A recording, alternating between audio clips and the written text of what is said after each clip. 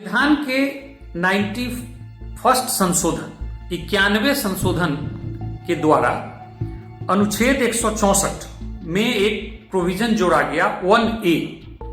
उसमें तय किया गया कि विधानसभा के सदस्यों की संख्या का अधिकतम 15% ही मंत्री बनाया जा सकता है। मतलब इस संविधान संशोधन के द्वारा मंत्रियों की अधिकतम संख्या निश्चित कर दी गई। यानी किसी राज्य में अधिकतम कितने मंत्री बन सकते हैं उसका निर्धारण कर दिया गया। क्योंकि हम देखते हैं कि इसके पहले जंबो कैबिनेट बनते थे, जितने भी दूसरे दल से टूट के मेंबर आते थे उन सबको मंत्री बना दिया जाता था। तो ऐसे में यह प्रोविजन 1 जनवरी 2004 से लागू हो गया। अब अगर उस आधार पर देखें तो भाजपा में मंत्रियों की कुल संख्या 34 हो गई। मतलब मुख्यमंत्री 1, उसके अगले मंत्रिमंडल विस्तार में 5 सदस्य बनाए गए और उसके अगले मंत्रिमंडल विस्तार में 28 सदस्य बनाए गए। तो कुल मंत्रियों की संख्या 34 हो गई। अगर वहां मध्य प्रदेश विधानसभा के स्ट्रेंथ जो उसके सदस्य निर्धारित है उसकी संख्या देखें तो वो 230 है और उसका 15% 34 ही होता है। लेकिन वहां कुछ विश्लेषकों का कहना है कि 2 सदस्य पहले से ही दिवंगत हो चुके हैं तो उनका सीट खाली है और 22 विधायकों की सदस्यता समाप्त कर दी गई है विधानसभा अध्यक्ष द्वारा। ऐसे में वर्तमान में वहां सदस्यों की संख्या 206 है और 24 सीट विधानसभा का रिक्त है। ऐसे में मंत्री की अधिकतम संख्या 30 हो सकती थी। अब प्रश्न उठता है कि भाजपा ने 34 मंत्री बनाए हैं। दिलचस्प देखना यह होगा कि इस मामले को कोर्ट में चुनौती दी जाती है या नहीं।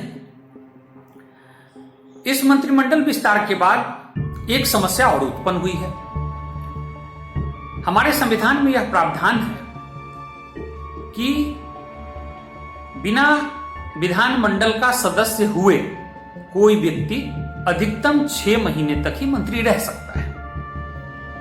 अब हम देखते हैं कि अप्रैल में जब मंत्रिमंडल विस्तार हुआ तो उसमें से सिंधिया गुट के 3 पूर्व विधायक को मंत्री बनाया गया, जिनका 6 महीना अक्टूबर में पूरा हो जाता है। और फिर 2 जुलाई को हुए विस्तार में 11 अन्य पूर्व विधायक को मंत्री बनाया गया, जिनका 6 महीना 2 जनवरी को पूरा हो जाता है। ऐसे में स्पष्ट है कि इन रिक्त सीटों के लिए उपचुनाव अक्टूबर तक करा लेना है। अब हम बात करते हैं कि क्या खाली सीट ये 24 ही है? नहीं, कांग्रेस से विधायकों के इस्तीफा देने का क्रम अनवरत जारी है। अभी अभी हम देखते हैं 12 जुलाई को बुंदेलखंड क्षेत्र का एक विधानसभा क्षेत्र है मल्हारा, वहां के कांग्रेसी विधायक प्रद्युमन सिंह लोधी ने इस्तीफा दे दिया और इस्तीफा देने के अगले ही दिन उन्हें Madhya Pradesh state civil supply corporation का चेयरमैन बना दिया गया। पुनः 17 जुलाई को खंडवा लोकसभा क्षेत्र में स्थित नेपा नगर विधानसभा की विधायिका सुमित्रा देवी ने भी इस्तीफा दे दिया और उन्होंने भाजपा ज्वाइन कर ली। इसके अतिरिक्त 2 अन्य सीट मुरैना का जोड़ा और देवास जिला का आगार मलबा खाली है। जोड़ा के विधायक बनवाड़ी लाल शर्मा जो कांग्रेसी थे, दिसंबर 2019 में ही उनका निधन हो गया, जबकि आगार मलबा के भाजपा के विधायक मनोहर ऊंटवाल का जनवरी 2020 में निधन हो गया। तो इनका भी 2 सीट रिक्त है। तो कुल मिलाकर अब मध्य प्रदेश में रिक्त सीटों की संख्या 26 हो गई है। मतलब कि वहां चुनाव 26 सीटों पर होना है। वर्तमान में भाजपा के पास 107 विधायक हैं और जब मध्य प्रदेश विधानसभा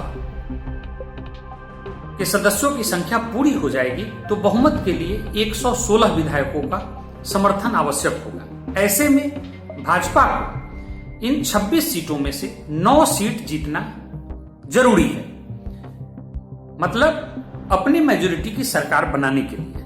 वैसे वहां 2 बसपा के विधायक, 1 सपा के विधायक और 4 निर्दलीय विधायक हैं जिनकी टेंडेंसी, जिनकी सत्ता होती है उसके तरफ जाने की है।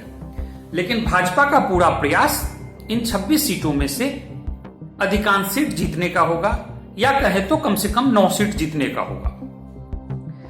अब हम देखते हैं कि इन सीटों में कैसी स्थिति बन रही है। इसके लिए पहले हमें 2018 में हुए विधानसभा चुनाव का आकलन करना जरूरी है। उस चुनाव में कांग्रेस को 115 सीट और भाजपा को 109 सीट मिला था, मतलब बिल्कुल कांटे का मुकाबला था।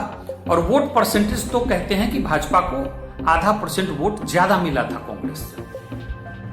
अगर इसको हम क्षेत्र के हिसाब से देखें तो मध्य प्रदेश को मुख्यतः हम लोग 6 राजनीतिक क्षेत्रों में बांटते हैं: ग्वालियर चंबल, बुंदेलखंड, विंध्य प्रदेश, महाकौशल, निमाड़ मालवा और सेंट्रल, मतलब मध्य प्रदेश का मध्य भाग। इसमें देखें तो ग्वालियर चंबल जो मध्य प्रदेश का उत्तर और पश्चिमी इलाका है,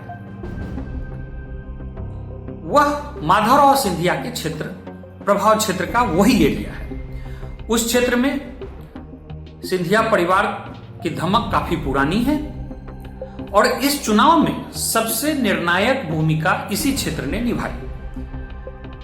अगर पूर्व के वर्षों में देखें तो यह भाजपा का मजबूत गढ़ रहा है, क्योंकि सिंधिया परिवार के एक प्रमुख सदस्य विजय राजे सिंधिया तथा उनकी एक पुत्री शुरू से ही भाजपा में रही हैं और भाजपा को मजबूत करने का काम किया है। इसलिए इस क्षेत्र में भाजपा शुरू से मजबूत रही है। इस चुनाव में कांग्रेस को इसी क्षेत्र में निर्णायक बढ़त मिली और इस क्षेत्र के 34 सीट में से 26 सीट कांग्रेस ने जीती। बाकी भाजपा बुंदेलखंड में अच्छी स्थिति में रही, विंध्य प्रदेश में भी उसने अच्छा किया और मालवा निमाड़ में बराबर का मुकाबला हुआ।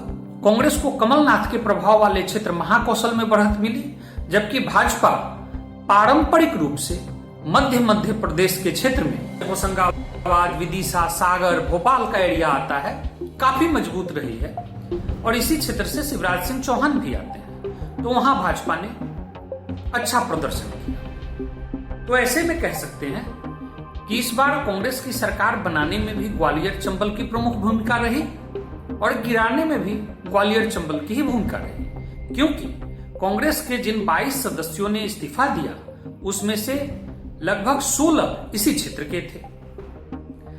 अब इस क्षेत्र में अगर देखें तो ज्योतिरादित्य सिंधिया के भाजपा में जाने और भाजपा पारंपरिक रूप से यहां मजबूत थी, इन दोनों फैक्टर को अगर जोड़ दें तो यहां कोई मुकाबला दिखता ही नहीं है। लगता है कि यहां भाजपा स्वीप करेगी। लेकिन 2018 में यहां स्थिति कुछ बदली। इन क्षेत्रों में दलितों की एक बड़ी जनसंख्या है, इसलिए बसपा का भी प्रभाव है और यहां जातिगत संघर्ष भी हमेशा होते रहता है। 2018 में जब दलितों के विरुद्ध जो एट्रोसिटी कानून था उसके संबंध में जब सुप्रीम कोर्ट ने कुछ निर्णय दिए तो इस क्षेत्र में दलितों का बड़ा आंदोलन हुआ। उसके बाद केंद्र की मोदी सरकार ने एक संशोधन के द्वारा माननीय सर्वोच्च न्यायालय के आदेश को निर्मूल किया। उसके बाद यहां के सवर्णों में बड़ी नाराजगी हुई और बड़े प्रदर्शन हुए। कुल मिलाकर चुनाव से पहले यहां के सवर्ण और दलित दोनों भी अपने अपने कारण से भाजपा से नाराज थे और जिसका खामियाजा चुनाव परिणाम में देखने को मिला। अब इस चुनाव में देखना यह है कि भाजपा अपने परंपरागत नेताओं को वहां कैसे मना पाती है, क्योंकि मंत्रिमंडल में इन बागी विधायकों को दिए गए हिस्सा से तो यह स्पष्ट है कि कांग्रेस से आए हुए अधिकांश पूर्व विधायकों को भाजपा टिकट देने की तैयारी कर रही है। ऐसे में स्वाभाविक है कि वहां नाराजगी होगी। इससे भाजपा कैसे निपटती है, यह देखना होगा।